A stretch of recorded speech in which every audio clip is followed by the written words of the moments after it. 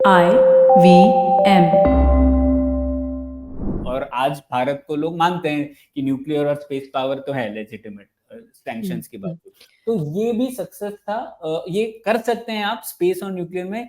Initial technology transfer चाहिए, कुछ एक ब्रिलियंट साइंटिस्ट चाहिए, तो आप लोग सप्लाई चेन को इतनी बड़ी नहीं है, हम लोग इंडिजिनाइज कर सकते हैं।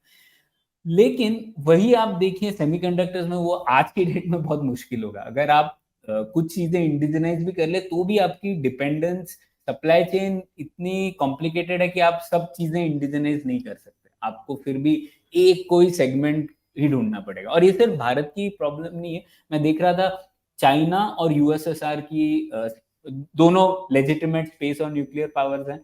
और इनफैक्ट चाइना ने भी एक 2 बॉम्ब्स 1 सैटेलाइट प्रोग्राम था माओ का के टाइम का, कि उन्होंने बोला था कि हमको 2 बॉम्ब और सैटेलाइट बनाने ही है, और वो हम्म, लोग सक्सेसफुल हो भी गए उसमें।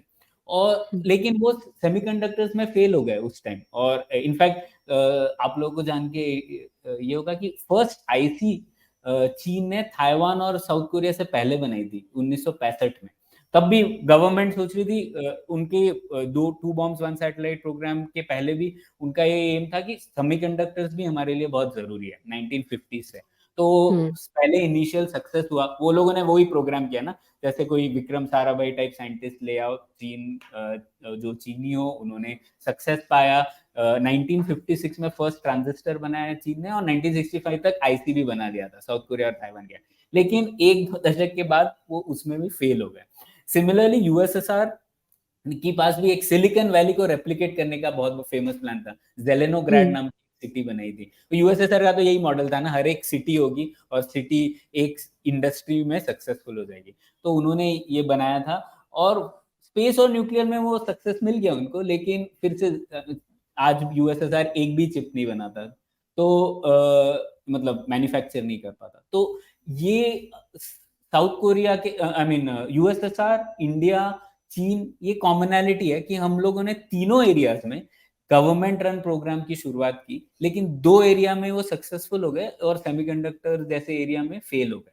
तो ये 3 डिफरेंस है। मैं भारत के केस पे आऊंगा, लेकिन आप लोग इस ऑब्जर्वेशन को क्या के बारे में क्या कहते हैं? इसमें बस एक मुझे चीज जोड़ूंगा, एक और चीज कि जो जो पहली दो चीजें हैं उसमें कमर्शियल कॉन्टेक्स्ट मिसिंग भी है। तो एक ये भी चीज है कि आपको ये नहीं है कि आपने जो चीज बनाई उस पर कोई आपको आरओआई चाहिए। भाई अब हम्म, न्यूक्लियर बॉम्ब चाहिए यार, अब कितने का है उससे कोई मतलब नहीं है। ठीक है वो सस्ता बना लिया इंडिया में, क्योंकि इंडिया में सब चीजें सस्ती होती है, थोड़ा पीपीपी के हिसाब से भी देखना चाहिए ना, लोगों की सैलरी कम है, ये कम है, वो कम है। तो और दूसरा भाई अब चांद पे हमको पहुंचाना है, कोई उसका ऑब्जेक्टिव नहीं है कि मैं 70 में डालूंगा तो मुझे 75 का प्रॉफिट मिलना है, ऐसा तो नहीं है। हम्म, लेकिन चिप वगैरह में ऐसा सब नहीं चलता। ये नहीं है कि आप किसी भी कीमत पे चीज बना सकते हैं, वो मार्केट में कॉम्पिटिटिव होनी चाहिए। भाई अगर बाकी लोग, अगर आपको एसटी माइक्रो इलेक्ट्रॉनिक की चिप मार्केट में $1 की मिलती है, तो अगर आप हिंदुस्तान में चिप $10 की बनाओगे तो कोई नहीं खरीदेगा। हाँ, ठीक। लेकिन ये हम लोग कह सकते हैं शायद कि फिर अगर भारत को लगे कि जैसे तेजस एलसीए में जो चिप जा रही है वो हम्म, सिर्फ भारत की होनी चाहिए, और हम्म। उसके लिए कॉस्ट मैटर नहीं करता और हम लोगों को बनानी चाहिए, तो मुझे लगता है वो लेजिटिमेट गोल है चीज करना। हाँ तो और फिर अगर मुझे लगता है आप उस तरह से गोल डिफाइन करोगे तो शायद कर भी लोगे।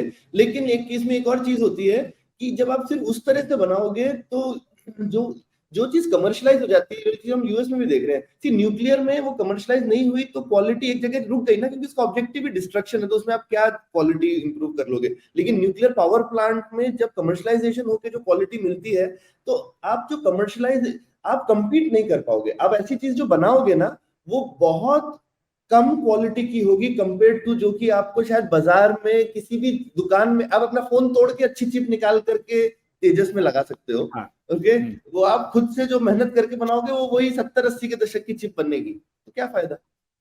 हम्म। क्या थी, आप कुछ कह रहे थे?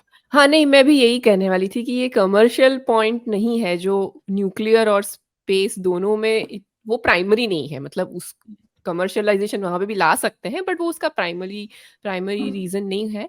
तो इसकी वजह से वो गवर्नमेंट और एक मुझे लगता है प्रॉब्लम स्टेटमेंट भी ज़्यादा वेल डिफाइंड है ना, एक तरीके से स्पेस और न्यूक्लियर की भी हमें ये करना है, यहाँ से यहाँ पहुँचाना है।